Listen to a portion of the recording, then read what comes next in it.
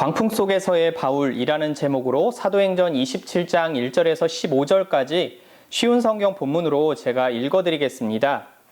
우리가 배를 타고 이탈리아로 가기로 결정되자 그들은 황제부대 소속 율리오라는 백부장에게 바울과 다른 죄수들을 넘겨주었습니다. 우리는 아드라 무테노에서 온 배를 타고 떠났습니다. 그 배는 아시아 지방의 여러 항구를 거쳐 가는 배였습니다. 데살로니가 출신의 마게도니아 사람인 아리스타고가 우리와 함께 가게 되었습니다. 이튿날 우리는 시돈에 도착했습니다. 율리오는 바울에게 매우 친절했습니다. 그는 바울이 자유롭게 친구들에게 갈 수 있게 해주었고 그들이 바울에게 쓸 것을 줄 수 있게 하였습니다. 시돈을 떠나 항해를 계속하려고 했을 때 맞바람이 세차게 불어와 키프로스 섬에 바짝부터 항해해야 했습니다.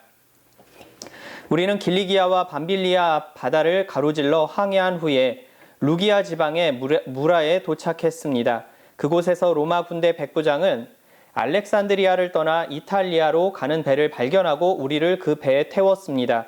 우리는 며칠 동안 천천히 항해한 끝에 간신히 니도 앞 바다에 이르게 되었습니다. 맞바람이 너무 세차게 불어와 우리가 가려던 항로로 더 이상 나아갈 수 없어서 살몬의 맞은편에 있는 크레타 섬을 끼고 항해하였습니다.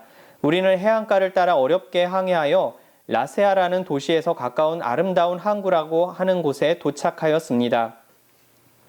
시간을 많이 빼앗긴 데다가 이미 금식 기간도 지나 더 이상 항해하는 것이 위험했으므로 바울이 그들에게 충고하였습니다. 여러분 계속해서 항해를 하다가 큰 어려움을 겪게 될 것이라고 생각합니다. 배와 짐만 손실되는 것이 아니라 우리 목숨까지도 잃게 될 것입니다. 그러나 백부장은 바울의 말을 듣기보다는 선장과 선주의 말을 더 믿었습니다. 그 항구는 겨울을 보내기에는 적당하지 못한 항구였기 때문에 사람들은 대부분 그곳을 떠나 베닉스에 가서 겨울을 보내고 싶어 했습니다. 베닉스는 크레타 섬에 있는 항구 도시인데 남서쪽과 북서쪽을 향해 위치한 곳이었습니다. 마침 남쪽에서 순풍이 불기 시작하자 사람들은 자기들의 계획대로 되리라고 생각했습니다. 그래서 그들은 닻을 올리고 크레타 섬 해안을 따라 항해하기 시작했습니다. 그런데 갑자기 유라굴로라고 부르는 폭풍이 섬 쪽에서 불어왔습니다. 배는 폭풍에 휘말려 바람을 거슬러 조금도 앞으로 나아가지를 못했습니다. 그래서 우리는 앞으로 가려는 노력은 포기하고 바람이 부는 대로 배를 내맡기고 표류하기 시작했습니다. 아멘. 오늘 본문은 사도행전 27장 1절에서 15절까지인데 사실은 27장 전체에 관한 그런 내용입니다. 사도 바울은 예수님을 다메섹 도상에서 만난 후에 변화되어서 이제 본격적으로 전도인의 삶을 삽니다. 전도의 열정으로 유대인들에게 많은 핍박을 받으며 사역합니다. 오늘 바울은 모두 6번의 재판을 받은 후 석방될 것인데도 불구하고요. 가이사에게 가서 재판을 받게 해달라고 요구해서 드디어 로마로 가게 되었는데요. 그 본문을 자세하게 여기 27장에서 어떻게 가는지를 기록을 하고 있습니다.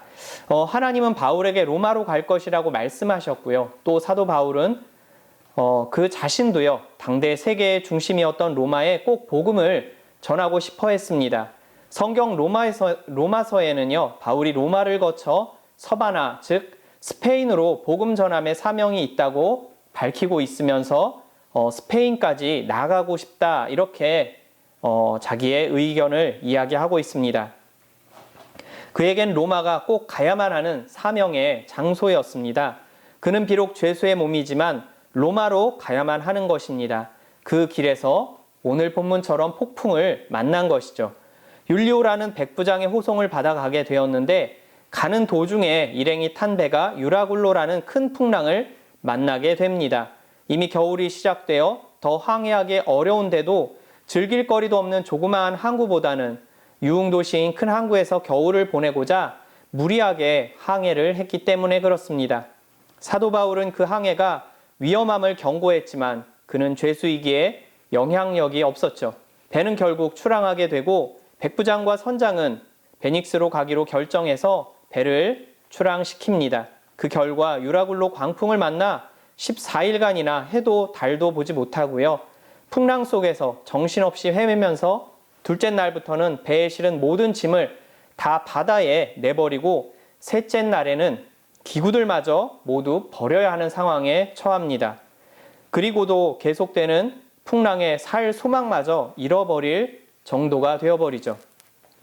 바다에 짐을 버리는 것은 배를 가볍게 해서 배가 이제 두동강 나버리지 않게 하기 위한 그런 조치이기도 합니다.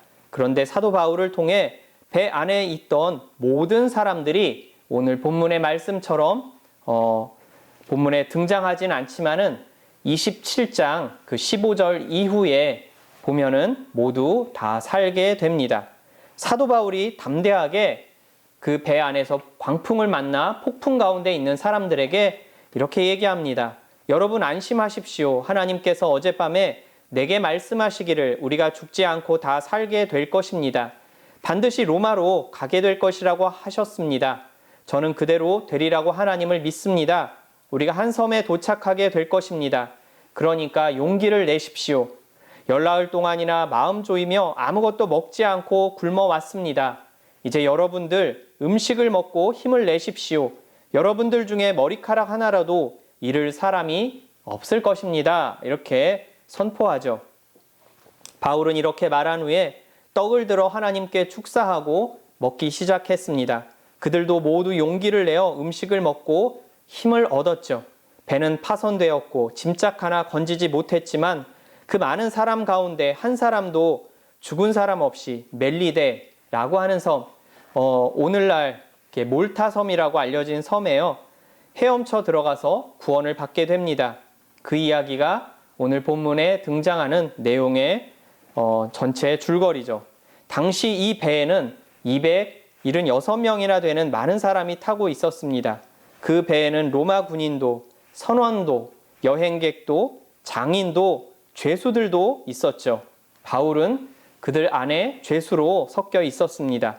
사람들에게 바울은 그저 그런 끝난 인생이었고 별 볼 일 없는 죄수에 불과했습니다. 그런데 풍랑이 일고 난 후에 하나님께서는요, 죄수였던 사도 바울을 통해서 그 배에 탄 모든 사람을 276명의 생명을 구원하십니다. 그 배에는요, 별의별 사람들이 다 있었습니다. 다 좋은 사람들만은 아니었죠. 선원들은 활락가가 있는 큰 항구에서 겨울을 보내고 싶어 했고 위험한 줄 알면서도 무리하게 항해를 강행했던 것입니다. 사람을 죽이는 일은 아무렇지도 않게 생각하면서 행할 수 있는 로마 군인들도 있었습니다. 전쟁터에서 수많은 사람을 죽이는 일을 했고 앞으로도 해 나갈 그런 사람들이었는데 그렇게 사람 죽이는 것에 마음이 무디어진 로마 군인들도 있었고요. 압송되는 죄인들 중에 정말 죄질이 나쁜 사람들도 섞여 있었을 것입니다. 그러나 하나님의 마음은 이 모두를 다 살리는 것이었습니다. 사도 바울은 22절에서 담대하게 그 배에 타고 있던 모든 사람들에게 하나님의 뜻을 전합니다. 이제는 안심하십시오. 여러분들 중에 아무도 생명에는 아무런 손상이 없겠고 오직 배뿐입니다. 라고 이렇게 외칩니다. 그것은 그렇게 확신 있게 말할 수 있었던 것은 사도 바울이 배 안에서 하나님께 응답을 받았기 때문에 그렇죠. 24절에서도 계속해서 사람들을 안심시키면서 이렇게 말합니다.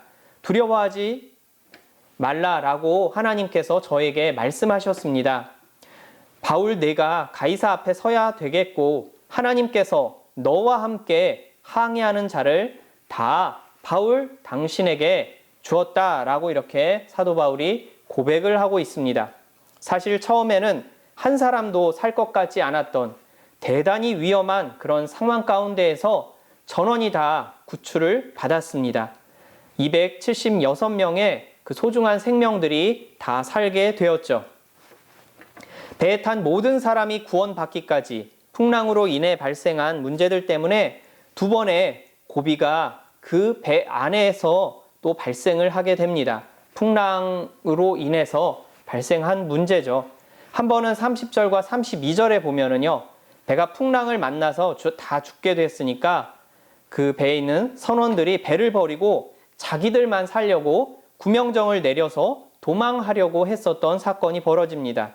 그때 사도 바울이 이 사람들이 배에 있지 않으면은 우리들은 다, 여러분들은 다 구원을 받지 못합니다 라고 하면서 적극적으로 선원들이 도망가는 것을 막아섭니다. 그래서 그 선원들이 도망가지 못하고요. 그 배에 결국 같이 있게 됩니다. 또 다른 한 사건은 42절과 44절에 생명의 위기가 찾아오게 되는 것이 등장을 하죠. 배가 섬에 가까워서 난파되었을 때요. 죄수들이 도망갈까 봐 로마 군인들이 죄수들을 다 죽이려고 했었습니다. 로마 군인들은 죄수들을 끝까지 로마로 데리고 가는 것이 그들의 책임인데 죄수들이 도망갈까 봐 아예 죽여버리자고 백부장에게 그렇게 제안을 했던 겁니다. 그때 백부장 율리오는 사도 바울도 죽을까 봐 모든 죄수들을 살려주라고 이야기합니다. 너희들이 헤엄칠 수 있다면 마음껏 섬에까지 헤엄쳐라. 그러지 못하는, 수영을 못하는 사람들은 널빤지나 배에 있는 그 어떤 기구라도 붙잡고 살 수 있는 방법을 다해서 살라고 그렇게 명하면서 죄수들을 죽이는 것을 반대합니다. 이렇게 두 가지 사건, 위태로운 사건이 발생을 하죠. 풍랑 이외에도요. 배는 광풍과 그 광풍으로 인해 발생된 문제들을 모두 극복을 하고요. 결국에는 전원이 구조되게 됩니다. 누가복음과 사도행전의 저자 누가는요, 이 부분을 비교적 자세하게 기록해서 보여주고 있습니다. 오늘 본문의 내용을 이처럼 살펴봤는데요. 이제 이 말씀을 통해 우리들의 삶에 말씀을 구체적으로 적용해보는 그런 시간을 갖도록 하겠습니다. 바울을 통해 구원의 역사를 이루시는 하나님의 모습을요, 오늘 본문 27장에서는 구체적으로 보여주고 있습니다.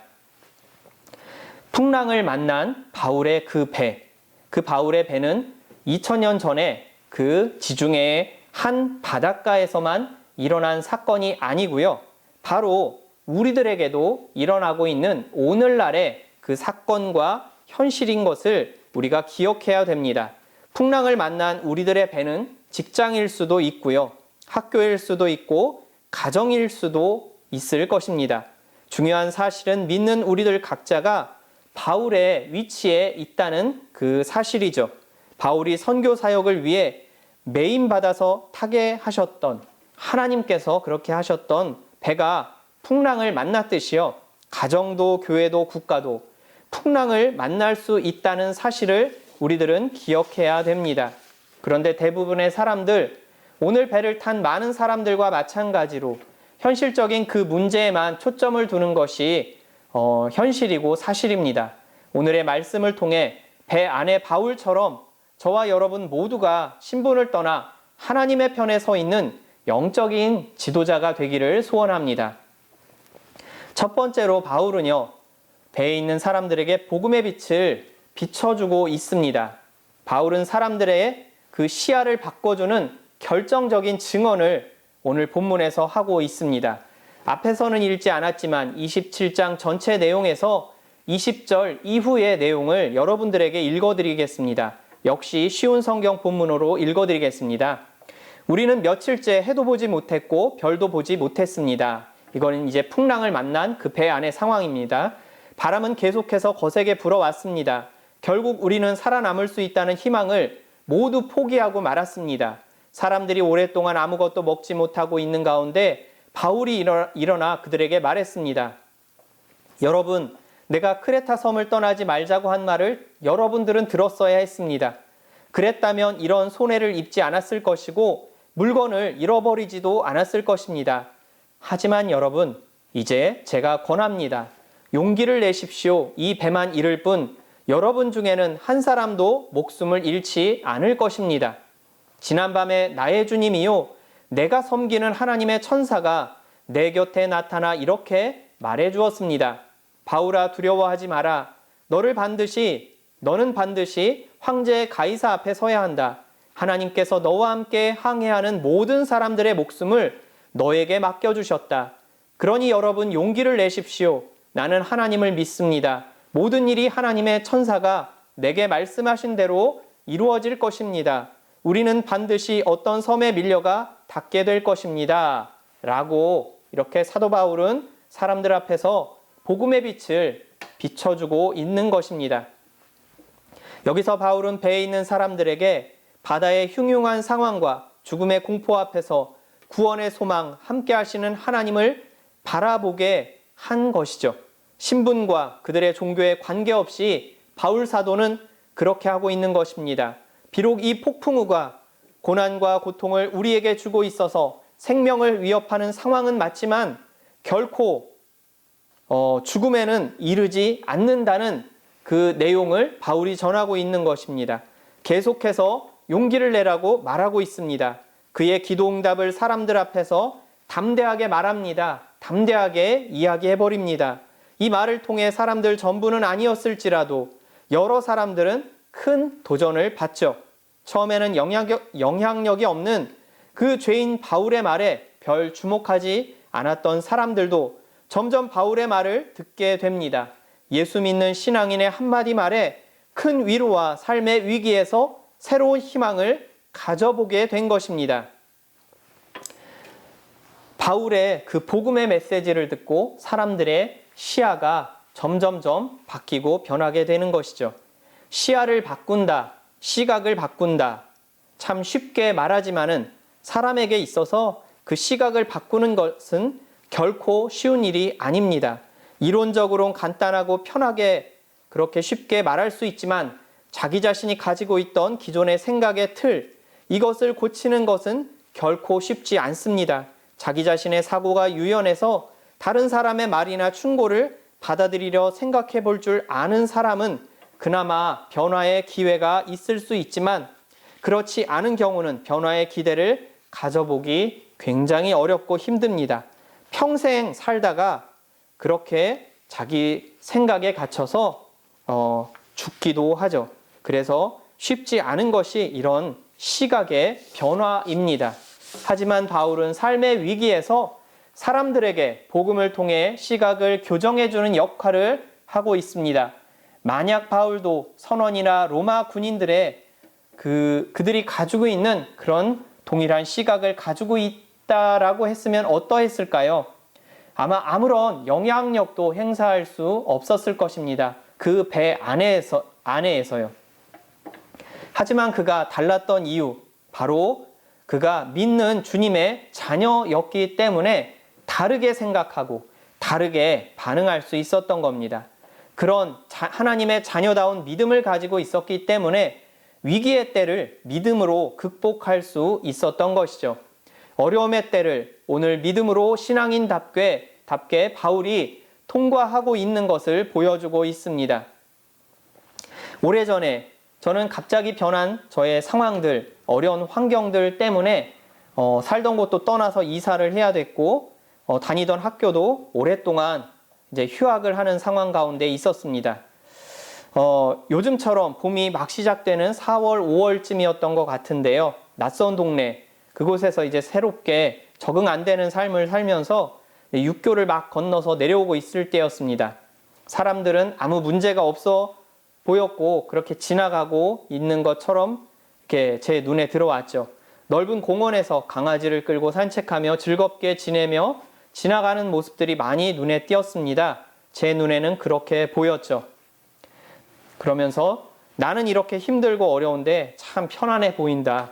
내가 왜 여기서 이 시간에 이러고 있어야 되지? 내가 왜 이 시간에 이런 생각하면서 여기를 지나가야 되지? 하면서 좀 약간 투덜대고 그렇게 나는 행복하지 않아 이런 생각을 하면서 빨리 이 상황들만 벗어나 버렸으면 좋겠다라는 생각을 하면서 걸어가고 있었습니다. 그때 갑자기 한 번도 생각해 보지 않았던 내가 지금 무슨 생각을 하고 있는 거지? 라고 하는 생각을 이제 하게 됐죠. 그러면서 저의 생각의 시선이 행복하지 않은 생각을 하는 저 자신에게로 옮겨가기 시작했습니다. 갑자기 그때까지는 전혀 생각해 보지 못했던 제가 생각하는 것, 제가 느끼는 것 이런 것들을 살펴보게 됐죠. 반추해 보게 되었습니다. 그렇게 생각이 외부로 향하던 저의 그런 시선들이요. 외부가 아니라 이렇게 저 자신에게로 옮겨가게 되었습니다. 저에게는 이때 이 사건이 굉장히 놀라운 어떤 그 경험이었습니다. 고통과 어려운 환경에 처하게 되니까 비로소 저 자신의 그 모습과 이제 마주하게 되었던 것이죠. 그러면서 제가 저 자신을 이렇게 살펴보면서 계속해서 이렇게 말씀에 비춰보는 그런 시간들을 그 이후에 이렇게 차츰차츰 갖게 되었습니다.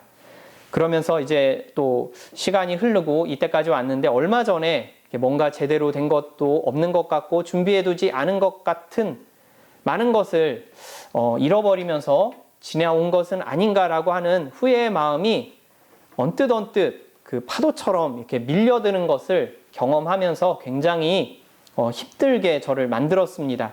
그러다 어떤 사람과 어떤 분과 이렇게 대화를 하면서 우연히 이제 그 해답을 듣게 되었죠. 저의 생각도 당연히 그러면서 바뀌게 되었습니다. 나의 오래전의 그 과거 어려움들은 하나님께서 큰 훈련을 시키셨던 그런 기간이었다라고 생각이 바뀌게 되었습니다. 그전까지는 인생에 의미 없는 시간을 내가 보낸 것은 아닌가. 그래서 힘들었다면은 갑자기 저의 생각이 바뀌고 저의 시선이 믿음의 눈으로 안목으로 바뀌면서요. 갑자기 아니야. 나의 그 과거는 하나님께서 물론 지금도 마찬가지지만은 훈련시키시면서 나를 만들고 다듬으셨던 시기였어 라고 하면서 이렇게 바뀌면서 갑자기 저의 마음속에 그 후회감들이 싹 눈 녹듯이 사라지는 것을 경험했습니다. 결코 저의 인생을 낭비하지 않게 하나님이 만드셨고 저를 빚으셨습니다 라고 하는 그런 생각으로 바뀌게 되면서 하나님께 감사드리게 되었죠. 우리는 우리 자신을 변화시킬 능력이 없습니다. 외부로부터 빛이 비치어져서 우리 자신에게 그것이 오지 않는 이상 우리는 자기 자신을 보는 시각을 가질 수도 없고 바꿀 수도 없고 또 바뀌지도 않는 그런 존재입니다. 하지만 복음을 통해 우리의 시야 너머에서 일하시는 하나님께로 변화시키실 수 있도록 우리들을 하나님께서 오늘도 이끌고 계십니다. 사도행전 27장 21절 22절에 바울 사도가 말하죠. 여러분 내가 크레타 섬을 떠나지 말자고 한 말을 여러분들은 들었어야 됐습니다. 그랬다면 이런 손해를 입지 않았을 것이고 물건을 잃어버리지도 않았을 것입니다. 하지만 여러분 이제 제가 권합니다. 용기를 내십시오. 이 배만 잃을 뿐 여러분 중에는 한 사람도 목숨을 잃지 않을 것입니다. 라고요. 바울은 그 사실을 사람들에게 힘있게 말하고 있는 것입니다. 복음의 빛을 사람들에게 비춰주고 있었던 거죠. 하나님이 개입하심을 사람들에게 선포하고 있는 것입니다. 우리 역시 우리의 삶의 자리에서 이처럼 하나님의 함께하심을 선포함으로 바울의 역할을 우리들도 동일하게 순종하는 저와 여러분이 되었으면 좋겠습니다. 두 번째로 사도 바울은요, 광풍 속에서 사람들에게 하나님의 따스한 손길들을 경험할 수 있도록 그런 역할을 하고 있습니다. 그 배에는 조금 전에 말씀드린 것처럼 죄수들과 또 죄를 지었었고 지으려고 앞으로 계획하고 있었던 그 모든 사람들에게 바울 한 사람을 통해 구원을 베풀고 있는 것을 보여주고 있습니다. 하나님의 구원의 조건으로는 전혀 그 기준에 미치지 못하는 그 배에 있는 사람들에게 바울을 통해 구원의 빛을 따스한 하나님의 손길을 하나님께서는 경험시켜주고 있는 것이죠. 로마 군인들, 선원들, 죄수들 모두 무엇을 겪고 있습니까? 본문에 그 풍랑을 겪고 있습니다. 그 속에서 그들은 구원을 받습니다. 구원을 통해 바울이 믿는 하나님을 믿을 수 있는 것이죠. 광풍을 겪으며 무섭고 매서운 죽음의 현실 앞에서 하나님을 바울을 통해서 만나게 되는 것입니다. 바울의 시각에서 성경을 보게 되지만 잠시 우리들도 이제 그 배에 있었던 백부장과 선원이나 선장들의 그 시선으로 옮겨서 상황을 살펴보면 어떨까요? 풍랑 만난 배 안에는요, 이제 나 하나 살기에도 벅차고 아슬아슬하고 위태로운 상황 가운데에서 모두들 자기 살기에만 급급한 그런 비정한 그런 현실이었습니다. 당시 노련한 뱃사람의 경험에서 보면 이제 죽을 일만 남은 그런 상황이었죠. 그러니까 이 선원들이 배를 버리고 아무도 모르게 자기들끼리만 도망가려고 그렇게 했던 겁니다. 거기서 어떤 한 죄수가 나서서 도망간 것도 아니고 하나님께 살려달라고 울부짖는 것, 사람들 눈에 보이게 그렇게 하는 게 아니라 사람들을 격려하기 시작하는 겁니다. 식사를 하라고 하면서 자신이 믿는 그 하나님의 이름을 부르며 기도하고 사람들에게 먹을 것을 먹어야 한다고 권하고 있는 상황을 배에 있는 사람들이 직접 눈으로 보면서 경험을 하고 있는 그 상황입니다. 어떠했을까요? 처음엔 별 반응 없이 있던 그 사람들이요.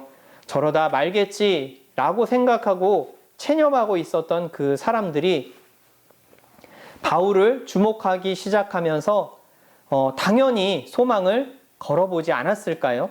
당연히 하나님을 의지하지 않았을까요? 이래 주구나 저래 주구나 죽는 것은 마찬가지인데 그래 저 죄수가 말하는 이야기를 한번 듣고 믿어보고 죽을 때 죽더라도 살아보자 라고 하는 그런 생각으로 손해날 게 없다라고 하면서 믿지 않았을까요?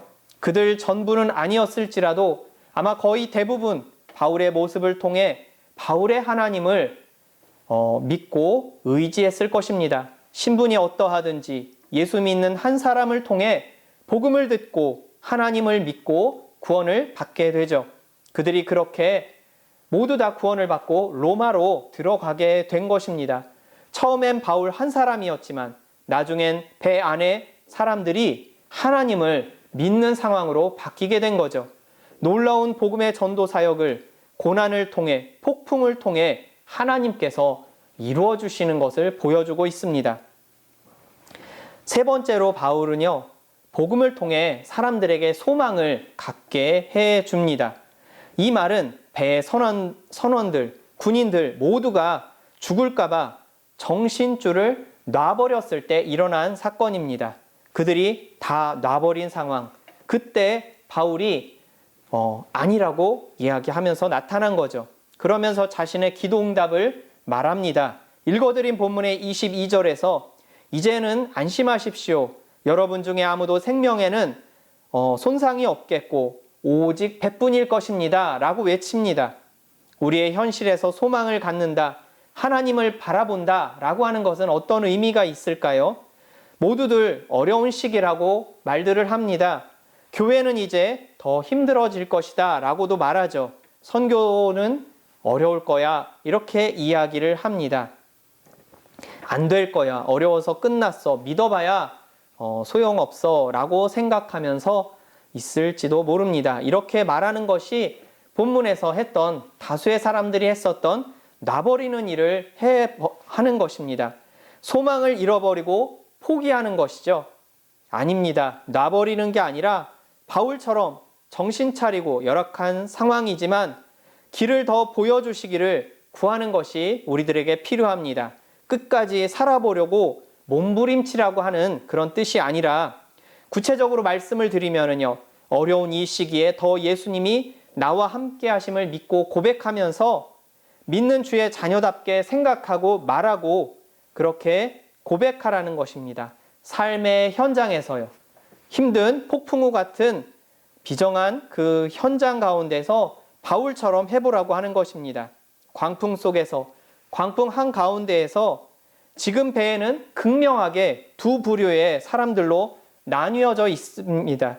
두 부류이긴 해도 한 부류가 절대적으로 다수에 있는 그런 상황이죠. 다수결의 원칙에 의해서 많은 사람들이 따라가야 되는 길을 따라가야 될까요? 그렇지 않은 것을 본문에서 보여주고 있습니다. 바울의 부류 아니면 삶의 소망을 놔버린 부류 이렇게 보면 되는데요. 절망의 그 한가운데에서 우리가 해야 되는 일은 바로 다수결의 원칙을 따라서 그 배에 있는 많은 사람들이 따라간 대로 그렇게 정신을 놔버리는 것이 아니라 바울의 그 믿음을 붙잡고 바울처럼 소수이지만은 믿음으로 하나님께 더 나아가야 되는 길을 선택해야 될 것입니다. 절망의 속에서 더 예수님을 잘 믿어보려고 해보는 것, 예수님께 우리의 그 답답한 현실, 그것을 하나님께서 해결해 달라고 찾고 구하는 것이 필요한 겁니다. 그런 노력들이 우리의 답답한 광풍 같은 상황에서 아무것도 손쓸 수 없는 현실에서 바로 우리들도 바울처럼 순종하는 믿음의 사람이 될 수 있는 것을 보여주는 것이죠. 하나님께서 그런 것을 정말로 귀하게 보시고 귀한 믿음으로 여겨주실 줄로 믿습니다. 바울은 자신의 악하고 약함 가운데에서 쓰임받았다라고 하는 사실들을 바울 서신 여러 군데에서 기록을 하고 있습니다. 우리의 약함, 우리의 무능력함, 이 사실들을 우리 역시 동일하게 고백하면서 더 겸손하게 하나님께 나가야 될 것입니다. 더 겸손해진다라고 하는 이 말의 의미는요, 우리의 연약함을 알기 때문에 더 주님을 찾고 의지하면서 주님께 해답을 구하는 노력이 필요하다라고 하는 그런 의미가 담겨져 있습니다. 우리들은 더 주님께 나가야 됩니다. 바울처럼요. 더 주님께 나가야 되고 더 하나님을 의지해야 됩니다. 배에 있는 다수의 사람들처럼 정신줄을 놔버리고 상황 가운데에서 자포자기하는 것이 아니라 하나님을 의지해야 되는 것이죠. 지금의 현실, 결코 낙관만 할 수도 없고 힘든 것이 분명하고 사실입니다. 하지만 이 어려움을 통해 우리의 안주함들, 나약함들, 게으름들, 안일함들, 이런 것들을 다 뒤집으시고 고난 가운데 우리들을 그렇게 현장으로 몰아넣으신 하나님이 계신 것도 또한 맞습니다. 이제는 더는 되돌릴 수도 없는 상황 가운데 놓여져 있어서 폭풍 한가운데 놓여져서 앞으로 나아가야 되는 그 상황밖에 없는 것이 사실 분명합니다. 그냥 통과해서 그냥 돌파해야만 되돌아갈 수 없고 앞으로 나아갈 수밖에 없는 상황인 거죠. 믿음은 어디에서 빛을 발하기 시작할까요? 고난을 통해 어려움을 통과하면서 작동되기 시작합니다. 평안할 때, 아무렇지 않을 때는 모두 똑같은 것 같습니다. 배에는 신분과 지위만 존재하는 그런 상황처럼 보이죠. 하지만 풍랑을 겪으면서 그런 눈에 보이는 것들은 아무것도 중요하지 않다라고 하는 것들을 이 성경 본문에서 보여주고 있습니다. 오늘 사도 바울의 모습은 광풍 앞에서 한없이 나약해지는 다른 사람들과는 극명하게 대조적인 모습을 보여주고 있습니다. 바울처럼 우리의 환경 너머에서 크게 역사하시며 일하시는 하나님을 믿고 의지하는 저와 여러분들이 되기를 소원합니다. 함께 하시는 하나님으로 인해 소망을 품고 바울처럼 기도하길 원합니다. 그래서 우리들도 바울처럼 믿음의 사람으로 이 어려움들을 통해서 세워지고 그렇게 만들어지고 순종해 나아가는 저와 여러분들이 다 되시기를 소원합니다. 잠시 기도하고 마치도록 하겠습니다. 하나님 아버지 감사합니다. 바울이 하나님 폭풍 가운데에서 풍랑 속에서 보여준 모습들을 우리들도 동일하게 하나님 아버지 우리 삶 가운데 적용하며 하나님 그렇게 살기를 원합니다. 주님 더욱더 하나님 우리가 연약함 가운데 놓여 있어도 주님을 더욱더 의지하는 우리들 되게 하여 주시고 그 가운데 하나님 아버지 힘을 내고 용기를 내고 우리 주변에 있는 그 믿는 사람이든 믿지 않는 사람들에게 하나님 아버지의 소망을 불어넣어 줄 수 있는 우리들 다 되게 하여 주시옵소서. 감사드리며 예수님 이름으로 기도합니다. 아멘.